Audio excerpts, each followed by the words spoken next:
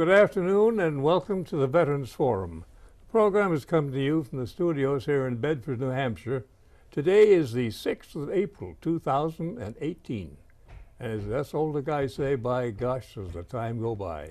We have another interesting show today. We think that it's a young fellow who did his thing many years ago and did it well for a long, long time. Though before I start, I have to remind you of this. This 211 is a link system for the telephones throughout the state of New Hampshire. Any guy or gal who may need some kind of help, or even if your friends think you might need some help and you don't recognize it, call that number and you'll be put in touch with this card. Or you probably can't read it, but there's 27 different groups of people and organizations who have done the best thing they can to help you find out whatever you need to know. You have to ask for it, but when you get it, it's one of the better things you can do. What we're trying to do, if you haven't seen the show before, is to give every guy and gal, particularly the women, the waves, the WACs, and the nurses, medics, a chance to come and share their histories of what they did at any war from World War II, Korea, Vietnam, Desert Storm, you name it, up to today, whatever's going on. A chance to record history by the people who made it, so that you know there's no gimmicking or falling around with it. It's what really happened, told to you by the people that made it happen.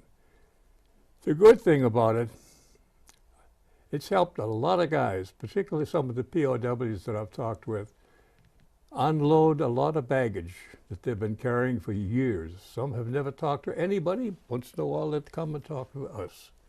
But it was a very good cathartic in that it gave them a chance to finally, as I say, unload a lot of stuff. I won't use the term they use, but it did it. I'm going to ask Ben to introduce himself, get the show on the road. Young man, if you would, tell us your name, spell your last name for the record, your branch of service, and where you now live. Yes, sir. So my name is Benjamin S. Bahoque, and I currently live in Bedford, New Hampshire, and I served in the United States Army as an aviator. My last name is spelled B-A-H-O-Q-U-E. Okay. Yes, sir. Length of service. So I served from 1985 to 2015, just a little over 27 years. Oh, good show, huh? Yes, sir, absolutely. And you started, now you have an interesting history, if you would. Let's go find out how you are, how you come to be. For example, where and when were you born and what happened as you grew up and you came to this country? As sure. you two and I were talking before the program. Yes, sir. So back in 1970, my mother migrated from Colombia, South America, which was my place of birth, and we landed here in Boston, Rhode Island, to live with my uncle and aunt, who are currently still living there. We lived there for a couple of years, so I came over when I was around 4 years old, and so I got an opportunity to actually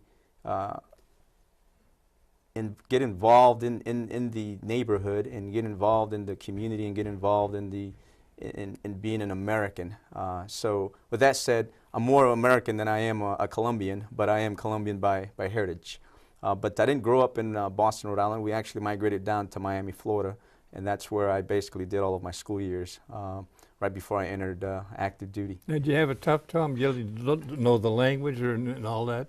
So, any discrimination against you? No, as I remember, when we first got to Boston, it took me about a year or so to actually understand the language, the English language. But once I did, I picked it up pretty quick. And then I also picked up Portuguese and German, because at the time it was a very large German and Portuguese neighborhood that we were living in. Yes, sir. So I was down in Florida? No, here in Rhode Island. Oh. In Providence, Rhode Island. So it was amazing that I learned those other languages and I started losing the Spanish. And so not until we got back down to Miami was when I picked up the Spanish again. And unfortunately I lost the German. Still understand a little bit of the Portuguese, but not as much as I did back then. But I picked up the Spanish. Obviously in Florida, you know, it's a very tropical state where just about 80% of the population speaks Spanish. So it kind of helped me out to make sure that I maintained my native language. Good. But You never faltered to go from Spanish to Portuguese and German if you get too excited sometime and you chew somebody out there. So the funny thing, my mom used to tell me that I was the interpreter for the new kids coming into the neighborhood. So she said it'd be a show to see me in the middle of the crowd and translating for all the kids to make sure that everybody understood what the game was going to be that day. You did that pro bono? Absolutely, no fees, no free. fees. Yes, sir. Yes, sir. So growing up, it wasn't bad. Now, mind you, I'm one of 9 kids, but when my mom migrated here, she only brought me because I was the youngest. And so it was a struggle for her to try to bring all of my siblings over, but eventually we all reunited back in Florida. Beautiful. Yes, sir. It took about 10 years or so, but she made it time? happen. Yes, sir. One at a time.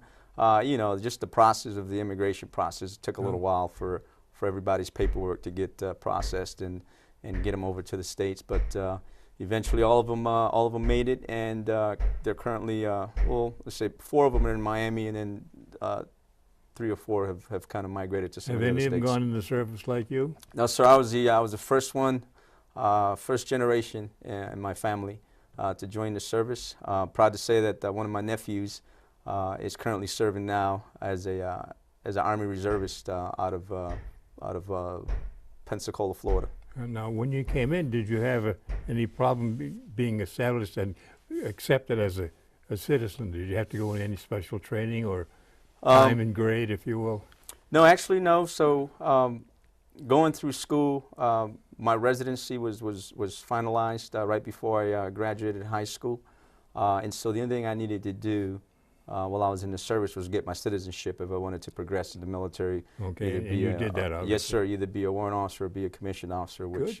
with the grace of God, I did make it to the ranks of You've done a the good officers. job, I understand. Yes, sir. Well, you work hard, and if you work hard and steady, good things tend to happen. Right? One step beyond, as we talked earlier, if you have a plan and you know exactly what you want on pretty close, you can work it so the details will put you there. Yes, it sir. takes a little planning, but it works. Absolutely, absolutely.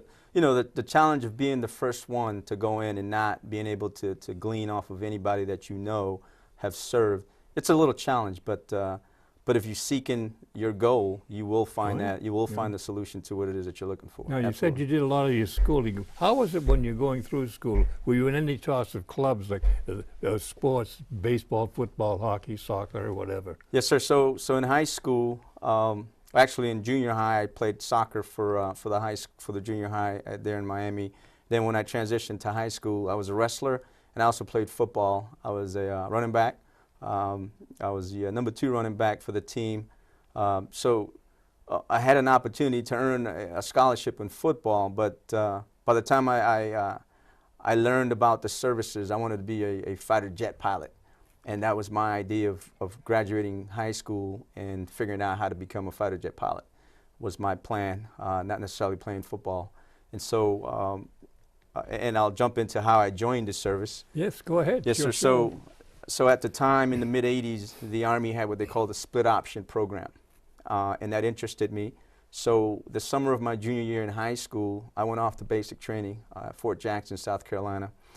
I basically begged my mom to sign the paperwork for me because at the time I wasn't quite 17 yet until that summer. But all the paperwork, as you know, had to be processed. Oh, yeah. And so she unwillingly, she signed the paperwork for me to join.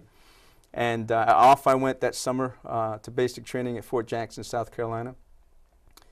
Spent 8.5 glorious weeks there in the heat of South Carolina, getting molded because I had a bit of a tongue at the time. I was a football player, so I was pretty stocky, so I felt like, I couldn't be touched or pushed around. Oh. But I learned otherwise. Oh, yeah, no matter how big you are. Yes, sir. That yes, one sir. stripe takes all off. Oh, absolutely, absolutely. And the irony of it all was that the group that we had as our drill sergeants, they were all from either Hawaii or the Fuji Islands. Yeah. And for whatever reasons they weird. thought, yes, sir, for whatever reason they thought I was an islander as well. Okay. But because they were big guys, and I was a little bit smaller than they were, they used to call me the runt because they thought that I was from Hawaii. So my entire 8 weeks. You carry around there, but clue. Yes, sir. So for 8 weeks, I did a lot of push-ups. I did so many push-ups I lost count. But did they really pick on you, or they just tease you once in a while? I think it was just more of a teasing than anything, because through the hard work, I was able to graduate as a #2 private out of basic training, and so that alleviated some of the pressure as they saw me go through all the different courses and exams. Yes, sir. I finished basic training and went back to high school to finish my senior year. I joined the 347th Medical Detachment, which was a medevac unit in Hollywood, Florida. That was the Mickey Mouse Dust-Off unit. And at the beginning of my senior year, the unit got activated to go to Grenada. And so that was another fight that we had to have with the commander, because he thought that I was already graduated from high school, so I ought to deploy with the unit. And so I had to get my mom and my principal and all the folks involved to make sure. Line them up. And yes, sir. No can go. No, sir. He actually came to the high school to confirm that I was a full-time student. So off they went, and I finished my high school in '86. Graduated National Honor Society, #3 out of 600 or so students. So I was a pretty decent student, and I had a pretty, like you said, I had a plan on what it is that I wanted to do with my life. And I wanted to be a fighter jet pilot. And so two challenges I had. At the time, I wasn't a citizen yet, and they required to be, I found out through the Air Force recruiter that you had to be a citizen, and then you had to know how to swim. Now, mind you, growing up in Florida, you would think, oh, it's automatic. Yes, sir, it's automatic. Well, it wasn't so automatic for me. Really? But yes, sir, it wasn't automatic until, and I'll tell you the story when I get there, but I had to learn how to swim quickly, to say the least. But I took my ASVAB, and again, I took it to make sure that I had the opportunity to select what I wanted, because I was hearing stories that if your scores weren't that great, that you would get slotted in whatever the Army needed, whatever the services needed. And so I knew that the Air Force was out at that particular time. So my next choice was the Marines or the Army. I took the ASVAB. I scored 150. 150. Don't speak acronyms. Yeah. So the battery entry test for the service, I took it, and I scored 150 points, which the maximum at the time was 170. The minimum was 70. So I was a high percentile. So I had the opportunity to select whatever I wanted to select. Oh, good. Yes, sir. And so I went and saw the Marine recruiter, and they just didn't offer anything that I was really interested in. Most of the stuff that they were offering was either an infantryman, working on trucks, or I wanted something in aviation, because remember, my goal was to be a fighter jet pilot. So I went over to the Army, and they had a big poster there on the wall. And the recruiter looked at me, he goes, just point to the guy that you want to be on that poster. And so that poster was a helicopter with a mortar tube underneath. They had the crew chief hanging out of the aircraft looking at the tube. In the distance, there was a guy in a truck. So there was a couple of guys on the ground with rifles. And he said, point at the guy you want to be. Well, I couldn't see the guys that were actually flying. So I pointed at the guy that was laying flat on the aircraft. I said, I want to be that guy. He goes, you sure you want to be that guy? I'm like, yes, sir, I want to be that guy. He goes, you know what that guy is doing? He goes, I don't know what he's doing, but he's in the helicopter, and it looks like it belongs to him. That gives me a clue. That was my red flag. Yes, sir.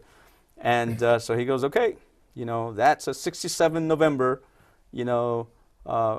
helicopter repairman. I said, yep, that's the guy I want to be. And so I immediately started shifting my goals. My goals was, okay, so if I get in here and I'm a helicopter mechanic, that means I'm going to start in the back seat. Somehow I have to figure out how to get to the front seat to be the pilot. Yep. And I signed up for that particular specialty. I went back to finish my high school. After high school, June of '86, August of '86, I went off to Fort Rucker, Alabama to start my training as a helicopter repairman. There I spent 6.5 weeks finishing up that course. Then I went back home as a reservist, back to serve with the 347th Medical Detachment. So I kind of patted around home for a while, about a year or so. In '88, I married my sweetheart, my high school sweetheart, Teresa, and to this date, you know, we can sit back and we can reminisce. Share good memories. Yes, sir. Yes, sir. In the midst of that, I got a flyer from a little-known military institution in Wayne, Pennsylvania, Valley Forge Military Academy. Ooh. Yes, sir. So it perked my ears, and I said, you know what? I can try this, because they were offering a 2-year course, 2 years to get your commissioned as a lieutenant. And so I talked to my company commander, the reserve company commander, and I said, hey, sir, I'm interested in this program. Will you guys sponsor me, because I want to be a helicopter pilot? And he said, okay, if you think you can do it, and we'll bring put us. you in line, yeah. Yes, sir. We'll put you in line. Bring us your record, your school records, and all that. I graduated number 3 in the class, so I know I didn't have an issue academically.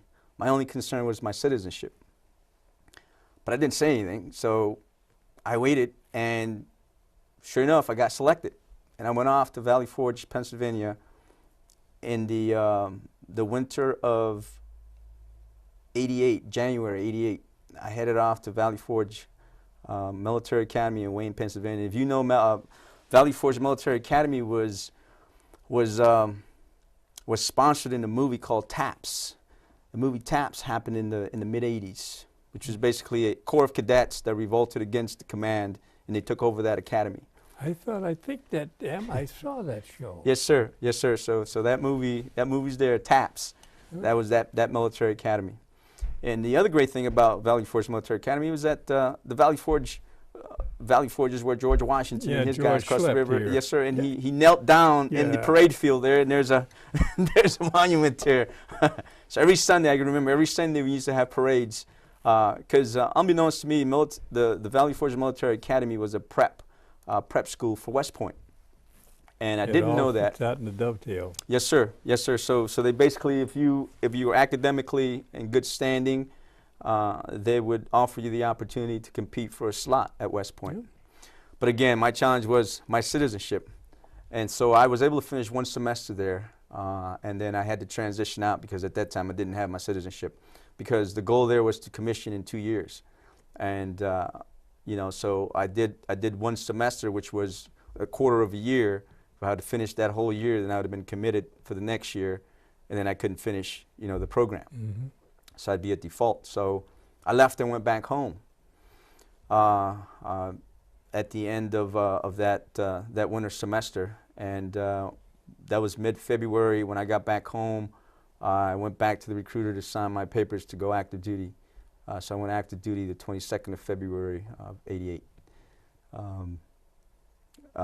Again, this was back in Florida. Back in Florida, yes, sir. Yep, okay. Yep. I went back to Florida and signed the paperwork. And then I went. My first duty station was Fort Hood, Texas.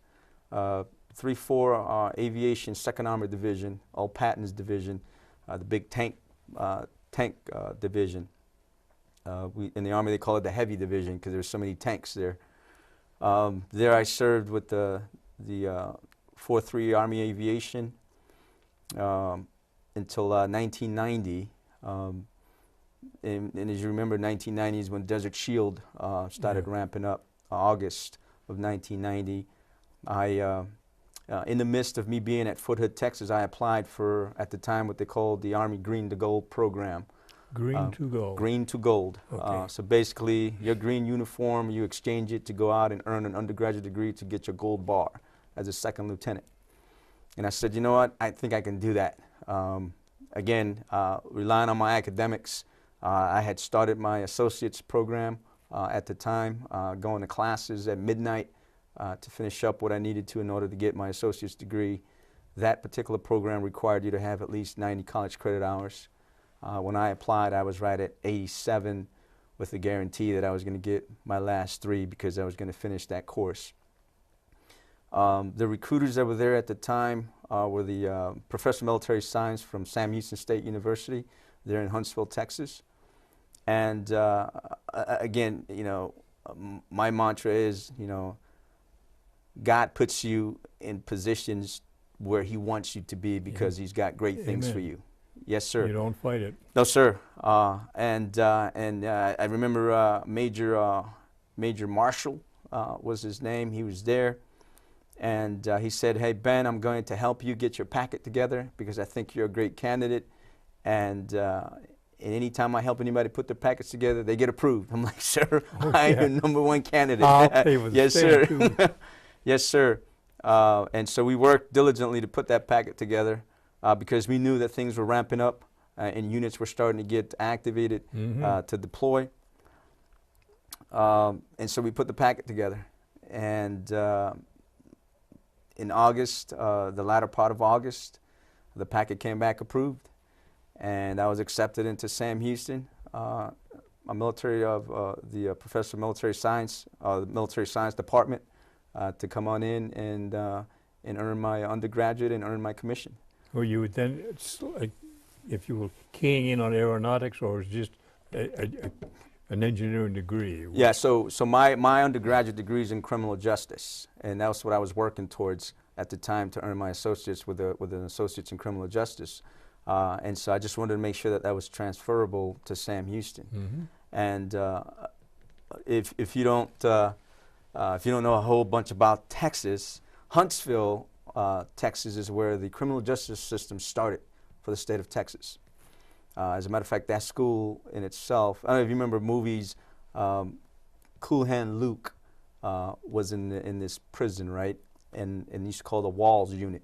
Well, that Walls Unit has been in several movies in the 70s and in the 80s with folks going to prison. The Walls Unit is shown there. So the Walls Unit is the center of Huntsville, and that's where the criminal justice system started for the state of Texas. And so you went there as a student. And not so as an example. Exactly. Yes, I went there as a student. Which way you go? Absolutely, absolutely. So it was an honor for me to attend that school because that gave me a lot of the foundation of criminal justice. And Texas is known as one of those states that has a pretty strict laws, and they enforce them. And they enforce them, absolutely. The mythical Texas Rangers are there, and I got an opportunity to meet one of them at the school. Yes, sir. So it was a great experience and great opportunity to be there in Huntsville. There with the ROTC program, I went through the program. Graduated again with honors, and was commissioned as a second lieutenant in Army Aviation. At the time, that was in '93. In '93, the top 3 branches to attain was infantry, aviation, and finance were the top 3 branches to attain. And with the grace of God, I got admitted into aviation. Left Sam Houston State in May of '93, and June 2nd, I was signing in at Fort Rucker, Alabama again to go to flight school, where I'd been several years earlier as a mechanic. And these are the helicopter flights. Those are that's the helicopter flight school. Boys. Yes, sir. As a Black Hawk maintenance test pilot, was my goal to graduate out of there. Maintenance tech, now what does that entail? So the maintenance test pilot for the Army, unlike our sister services, they key in on all maintenance actions that are performed in the aircraft, and you're the first guy that goes in there and tests the systems to make sure that they're functioning before he gives it to the operator, the line pilots. Okay. So you've got 17, 18-year-olds that are working on the aircraft, and you just go back and you validate that work was done in accordance with all the specs. Okay. Now, I was told by some other guy who just happened to be a whirlybird pilot that a lot of the mechanics, if you will, or chiefs, would swap over. They'd check out your work, and you would check out theirs sometimes as a reciprocal trade, check and balance. Yes, sir. Yes, sir. And it pays off, right? So the Huey that was used in Vietnam was a single piloted aircraft. And so that gave you the opportunity to put in different folks on the other seat. Unlike the Black Hawk is a mandated two-manned aircraft. and so you have to fly as a pair. And so, but when you're doing a maintenance test flight, both pilots have to be maintenance test pilot qualified. And so if I'm doing a check, you're watching me, and as you're doing your check, I'm watching you, and we're just checking it off on the checklist to make sure that everything's being done. Every caught pin is where it should be. Absolutely. Yeah. Yes, sir. So I graduated out of Fort Rucker, Alabama as a second lieutenant maintenance test pilot, and my first duty station out of there was Korea. Yes, sir. Camp Humphreys, Korea, with first of the 501st, the Red Barons. Their mission, they had a special ops mission there. Now, how did you get to Korea? Did you fly in, or did they boat you over? Oh, no, we flew in. It was an 18-hour flight out of Atlanta, Georgia. We flew in.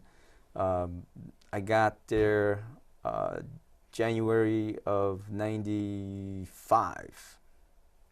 January of '95. Okay. Now, go back up a bit. How were you as far as getting your stick time and getting your hovering jet? We talked about the little things. Tell us about that. So finding the hover button, and my wife was gracious enough to take a lot of pictures. So the great thing about flight school is, so you have all of your senior warrants that have transitioned, retired, and now have come back to be instructor pilots. My instructor pilot had over 7,000 flight hours, and half of those were in Vietnam. Very cool, calm, collective guy. You know, nothing really excited him, except, you know, this particular event where our first day to get in the cockpit, because prior to getting in the cockpit, you're doing a lot of simulator time. You do 16 hours on the simulator before you actually get into the actual aircraft. And so here we are, in every phase you have to graduate. You have to pass 95 or better on your exams. It's written exam and it's a practical exam. Now, with your training, did you have navigation and the whole ball of wax too, or just getting stick time? Oh, no, it's all encompassing. So the initial process is called the initial entry rotary wing, which gives you all the basics of the aircraft and just the basic flying. Understand the flight controls, understand the fuel system, understand all of the systems of the aircraft, and that's the written portion of the course, and the practical is going out to the flight line and doing it. Yes, sir. But you have to pass that piece first before you even get out to the flight line to go look at the real aircraft. And you know, you start your class off with 120 folks, and by the time you get ready to graduate, you've trimmed down to graduate no more than about 40 folks. Yes, sir. So the washout rates, it's immense, because, you know, you start touching in different stress points of individuals, and how well they can assimilate the information, how well they can intake the information, how well they can put that what you've learned to practical practice, kind of thing. So you have a controlled landing, not a crash. Oh, absolutely, absolutely, at all times. But you have a crash landing in a simulator, and you're okay. You can walk away. Yeah, just put the cock back. Absolutely, just reset. But once you get out to the flight line for the first time, the first day, it's for you to be able to learn how to pick the aircraft off the ground, take off, land, and hover, which are the three hardest maneuvers on a helicopter. Taking off, landing, and hovering are the three hardest maneuvers. So you spend about 2 days learning how to crank the aircraft, how to move it from parking, and that's more. The first 3 days are more the instructor pilot is showing you how to do it. You don't start actually doing it yourself to the third day that you've seen the demonstrations. So in 3 days he demonstrates everything. He demonstrates the cranking of the aircraft, the moving to takeoff pad, taking off. Well, that's just low-level flying. Absolutely, absolutely, and it's all there within the training area there. And you know, you got the staging area with all the landing pads, and then on the far west side, you've got the open field for folks to go practice their hovering. And so it's a show because the whole town knows when the new class is getting ready to go out there and do their hovering. Sitting around with their cars. Oh, absolutely, they are. So what happens is, so everybody's excited that morning. You know, the morning starts at 5 in the morning. You do table talk like we're doing here. You're talking about the maneuvers that you're going to perform, you know, and he'll ask you a couple of questions, make sure that you're ready. We're ready. We'll go out to the aircraft, and you can tell the minute the instructor pilot turns the controls over to the students, right? Because the instructor pilots will pick up the aircraft and then we'll move it over to the training area, and everybody's in their own little section, and there's like big red squares on the grass, and everybody's positioned in their red squares. Stay where you are. Yes, sir. They're all they're all in their own separate. The minute the instructor pilots give the controls over to the students, everybody gets sucked into the middle. and so formation flying and unintended. So as you start finding that hover button, you can see the aircraft start migrating back to their spots. Confidence. Yes, sir. And then you know that the class now is ready to start doing their training. It's just amazing how it works. But yeah, it took me. So each student has 4 hours a day to fly, and we split the day. So today I would start in the morning, and then tomorrow you start in the morning, and I will start in the evening, and we switch over. So I was second on the stick, so I had to wait an additional day. But you know, your heart is pumping hard it wants to come out of your mouth. But once you find that hover button, you're like, I'm in, because that's it. You know, at that point, you know that you can continue on with your flight training. So what happens there is, as the aircraft is picked up, you can tell the guys are going to have issues with their ears. So folks get washed out there because they cannot the pressure in their ears. They're not able to valsalva, which means pops their ear, so the pressure is equalized. So we lost a couple of guys there. Motion sickness gets folks. They're puking all over the cockpit, so they get on lunching. Yes, sir. And so they get eliminated there as well. Yeah. So that's an eliminating point for a lot of students, is the minute they pick the aircraft up and they're maneuvering the aircraft. Would you have anything like a graduation flyby in formation, low altitude? So we do nap of the earth flying. So different phases. So the first phase is basic contact, they call it. You know, you're taking off, you're landing, you're doing your approaches, you're doing your holding patterns. Then you migrate to nap of the earth flying, which is now you're on the map navigating. You're navigating.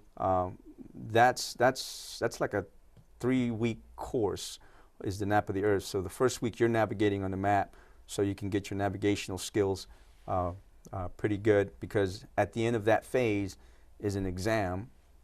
You know, there's an exam. There's a written exam and a practical exam that you have to perform. A mission, basically point to point. Yes, sir. You have to navigate it, and then you have to fly it. And so the first week is all navigational for the student pilot, and then the next 2 weeks is basically flying nap of the earth. So you try to memorize the flights. You try to memorize the different routes they give you to get there. So after you do nap of the earth, then you do formation flying. That's when when you go out in pairs, and then you link up with 2 other aircraft. So it's a flight of 4, and you do formation flying for a while, and then you do your flybys at the airfield and all that. And then from there you migrate to instrument flying, and then you migrate to night flying. Night flying is where all the fun begins, you know, because you get to put on the nods and the night spot. Yeah. Yes, sir. Yes, sir. So that becomes the fun part. So in every phase, there's a washout phase. There's those exams really get guys going. The instrument, the challenge with the instrument flighting is being able to communicate to the tower and to all of the flight services that you have to migrate through when you're flying the different air corridors. A lot of folks get tongue-tied, or they don't give out the right commands, or they don't ask for the right clearances, and so, it becomes awkward. Yes, sir, it does. It does. It becomes a challenge because, believe it or not, the airways are just like highways. And there's a lot of traffic going on. And if you know the Florida area, there's a couple of naval air stations there. There's an Air Force base. There's a couple of Air Force bases there. So they've got a lot of aircraft in that airspace. And it's very condensed. And then you've got the Dothan regional airport there.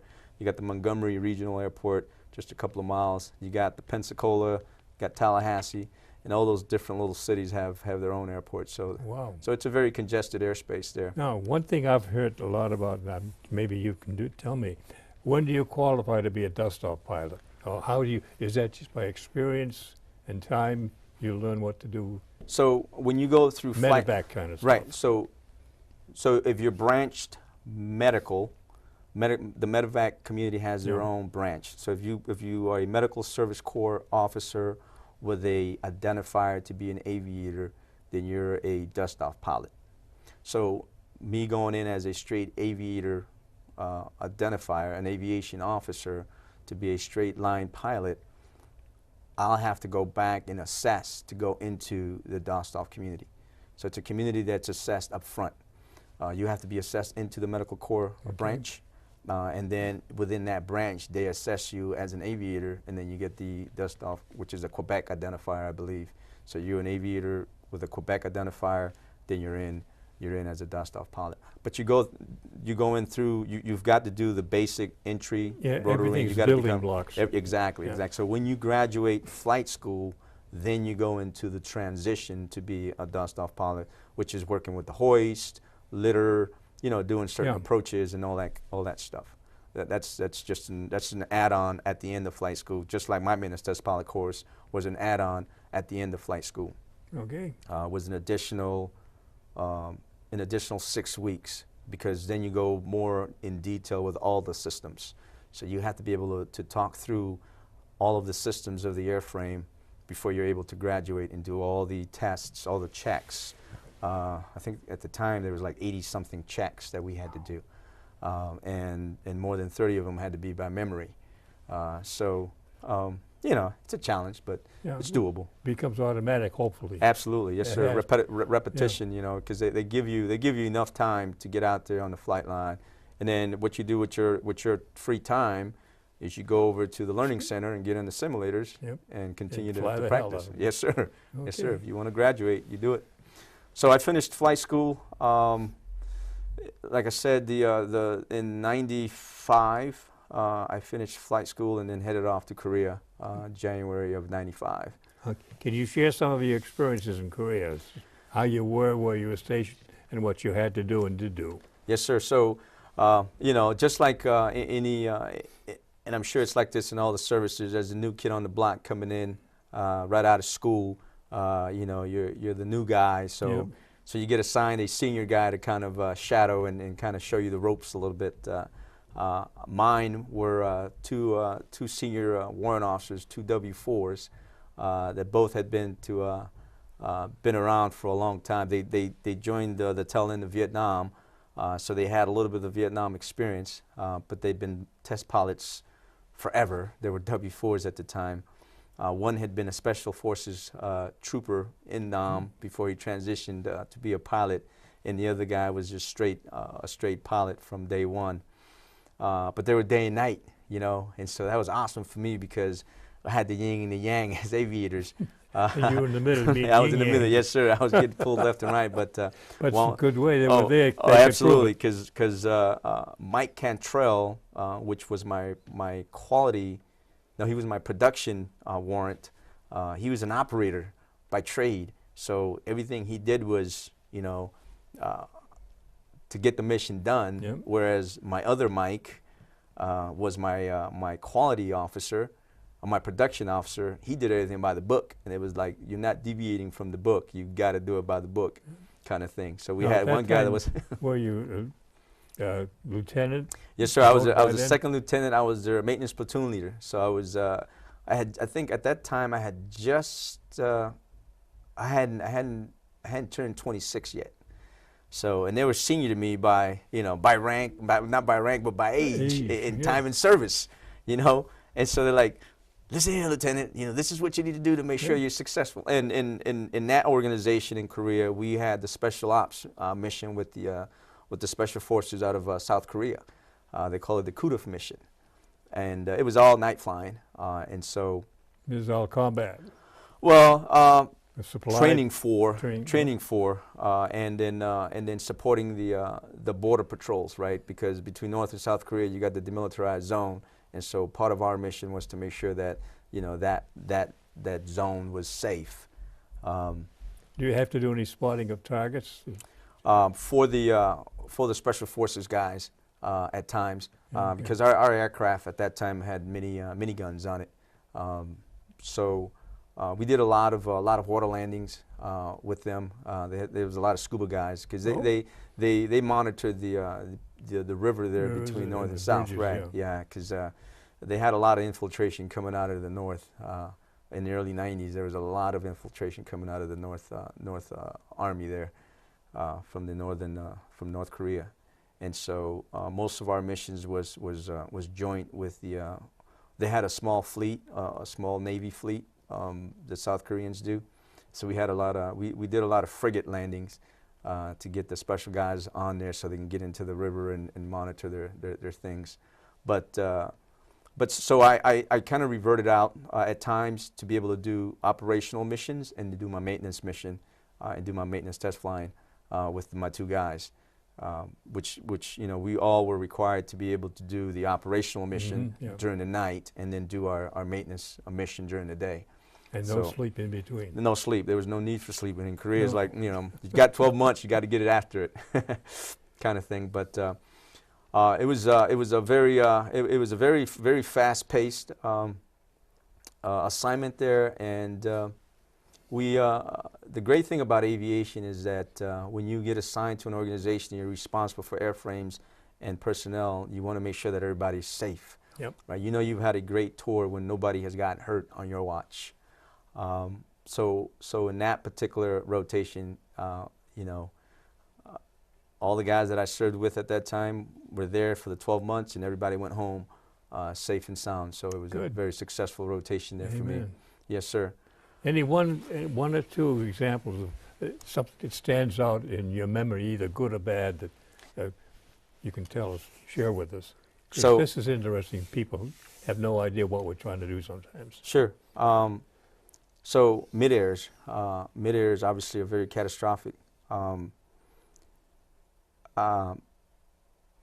We almost had a mid-air taken off one Saturday morning out of mid-air collision. Yes, sir. Okay. Yeah, because that airfield that we were in also serviced a lot of fixed-wing aircraft, and there was a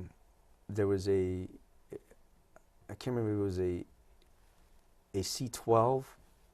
It was either C-12 or a Casa 212. It was a small fixed wing aircraft that came in. It was an Army fixed wing aircraft that came in that night, and they were taking off on or about the same time we were taking off, and they were visiting. They brought somebody in, and they were leaving, and yeah. So long story short, we were taking off, and he had just taken off from we took off from, we don't necessarily have to take off from the runway in a helicopter. You can take off the side. Yeah.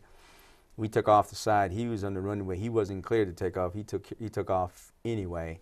And as we were turning, yeah, he almost ran right into our rotary wings, just on the other side of the tower, because the tower lost track of him, and they had to turn back around and land.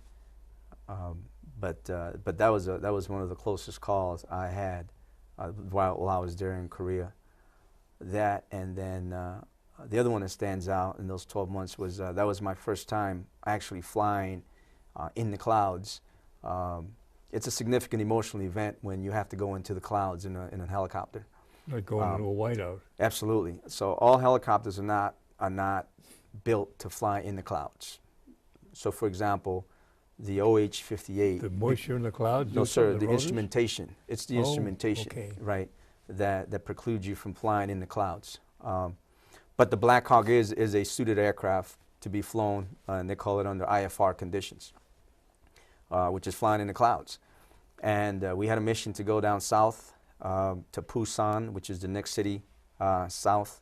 It was about 20 miles south of our airfield, and we were heading south, and this was unforecasted.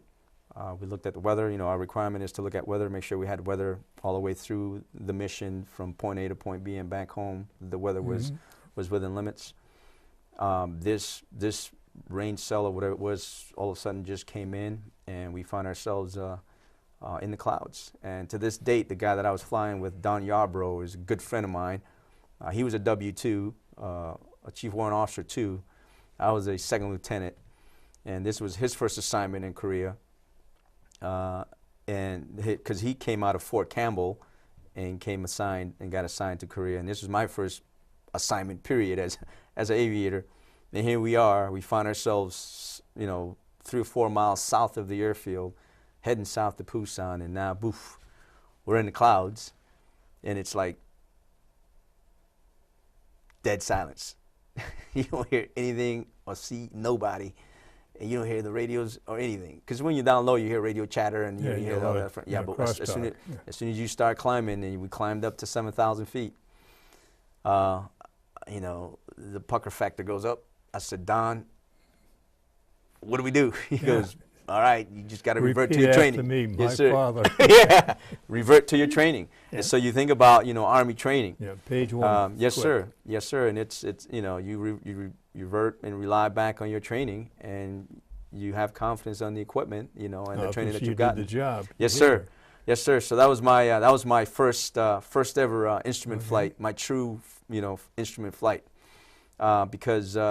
So there's requirements as you progress through as an aviator to be piloting command, and one of the requirements is to have X amount of hours flown in true weather, right, in true instrument flying, as opposed to the simulator.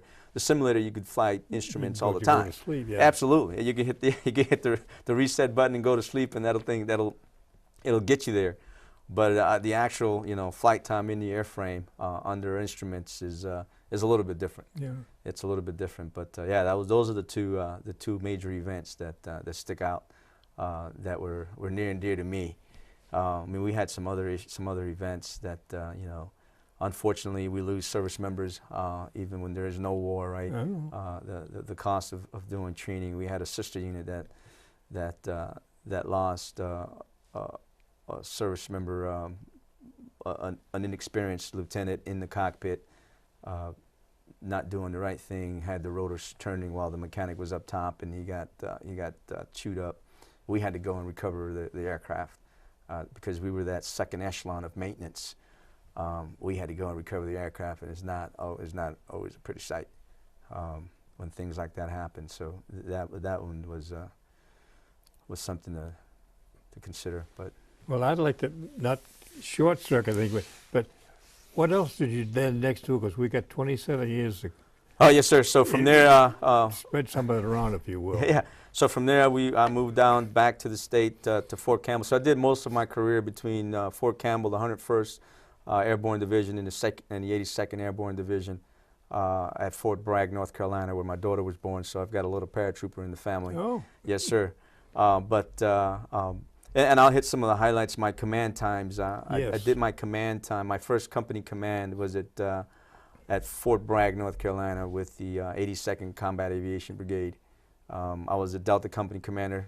Being a maintenance test pilot, you get the maintenance company, which is the biggest company in that organization. So, as you know, the Army's set up of brigades and battalions. At that time, 5 battalions make up a brigade. The battalion has 2,000 to 3,000 members in it, and I had the company that had we had 202 service members in my company, in my Delta company. That's where we did our first deployment into Iraq. It was an eventful deployment for me that particular time. But that was when I started my command time there. But prior to taking command at Bragg, you have to go to jump school and you have to go to jump master school and be a jump master. Mind you, I hadn't jumped. I went to jump school back in '93, and now 10 years later, I'm at Fort Bragg, North Carolina, ready to take command. But I had to go to jump master school. Yeah. You know what to do. And the requirement was to have at a minimum 12 jumps, and been at Fort Bragg for a year. Everything in the military is waivable, so they waive the amount of time you've been there, but they don't waive the 12 jumps. So you got to run around. I only had 5 jumps from the school, so I had to get 7 more jumps somewhere to be able to enter into the course. Yeah. The course is a 2-week course, and not everybody gets to go on the first go-round. And the problem there is that if you want to take any type of leadership position, you have to go through the jump master course. You have to. Steps. Yes, sir. You have to do it because you're going to be in front of paratroopers. Yeah. So you got to be able to jump out of planes or helicopters. And so that was the highlight of of my time at Bragg trying to get through Jump Master School, which, mind you, I got through it first time go. So, okay. Yes, sir. Fast forward, I did a stint with the State Department, and that took me to some interesting places. With CIA, or shouldn't I ask? Yeah. Don't tell me if you have to kill me. No. Yeah, it was interesting to say the Okay. least. You know, you've seen the movies where the aircraft comes in at 2 in the morning and say, "Get in, and Yeah. we're going somewhere, and we got to do this," and we did it. So yeah, those were Well, interesting they planned times. a surprise, just to a quick alert. They were all surprises. Yeah, there was nothing planned there, because you know, if it's planned, it becomes routine, and if it's routine, you become a target, Yeah. kind of thing. So yeah, those were interesting times. I think it was only 2.5 years, and my wife was like, "Look, you need to find another line of job. You need to, we need to know where you are, first of all." So we went to Campbell. We went to Fort Campbell, and that's kind of where I ended. You know, different assignments between Bragg and Campbell, back to Bragg, and then at Campbell is where I did my 05 command. We had the 96 Aviation Support Battalion, and we By took. then you what, a major? I was well, I was at that time I was a lieutenant colonel, but as a major I went back to Bragg to command another organization called the Delta Company Feel the Pain Aviation Maintenance Company. Where with that one I had a little bit more challenge. There were 700 folks there. I did a dual deployment. I split my organization and sent half to Afghanistan and half to Iraq. In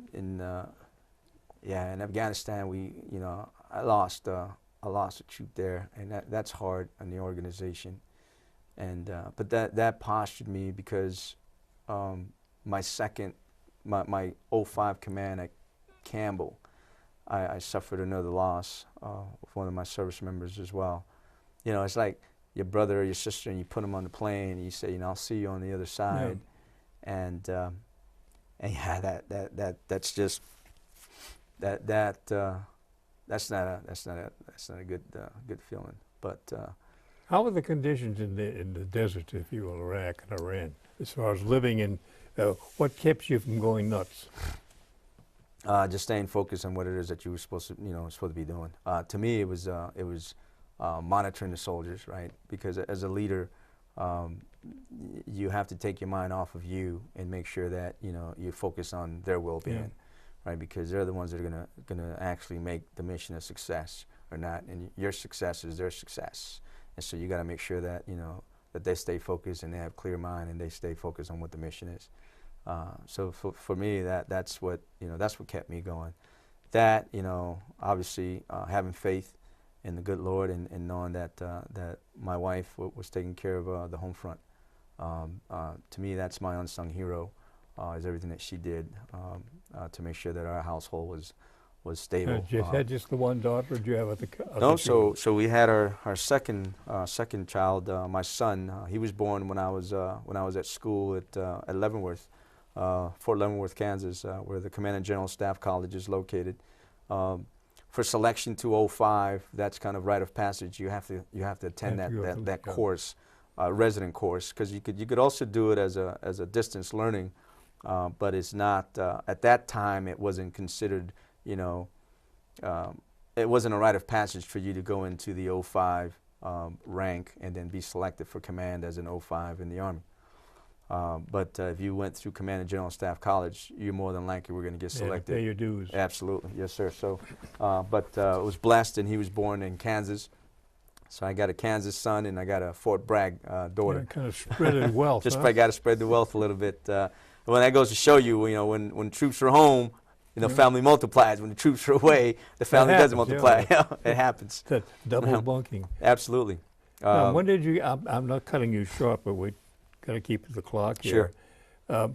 When you got through, what did you then do when you retired? Are you employed now, or? Yes, sir. Yes, sir. So, like I said, I'm originally, I originally was raised in Miami, Florida. So, obviously, our first thought was, do we head back to Florida to retire? But again, God puts you where he wants you to be. So I transitioned in February of 2015. I started my retirement process. In March, I joined UPS Supply Chain Solutions, and they had a venture up here in Londonderry to open up a new facility. Again, my career has been in aerospace logistics. As a maintenance test pilot, my responsibility was to ensure that the outfits were logistically sustained. And so that's my background. That's my graduate degree is in logistics engineering, managing supply chain risk management, anything dealing with supplies and logistics, life cycle sustainment. And you work out of what's Manchester Airport? So now, well, the facility was in Londonderry, so it was a partnered effort with Pratt & Whitney. So we were basically their sustainers for all of their engines. We packaged all of their products and stuff for their engines.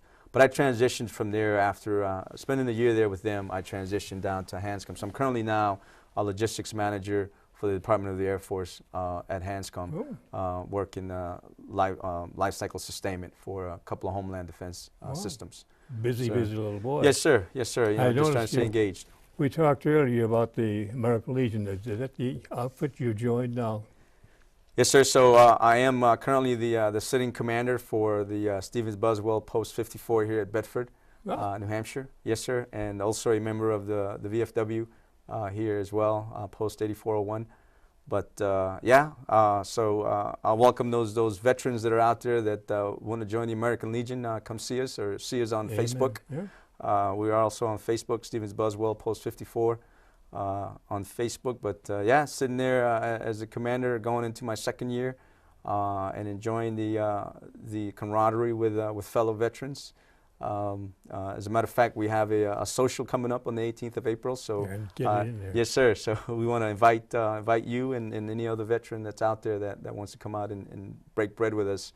On the 18th of April, you can get the information. Where? So loud and clear. So the location is at Qinglang off of South River Road, Chinese restaurant there. On the 18th of April at 6:30 p.m. You can get more information on our our Facebook for American Legion. That's the story. Wow. 3 words. I thank you for your time. Thank you for your service. Thank you, sir. Thank you for your service as well. Amen. Yes, sir. It's been a good time. Yes, sir. Thank you. That's a quick wrap, folks. If you will remember this, 211. If you are in trouble or need help, do it. And for those of you who have just seen the program, you want to come and see us, the address will be on the back. Thank you for listening. Bob Stevens saying thank you and stay healthy.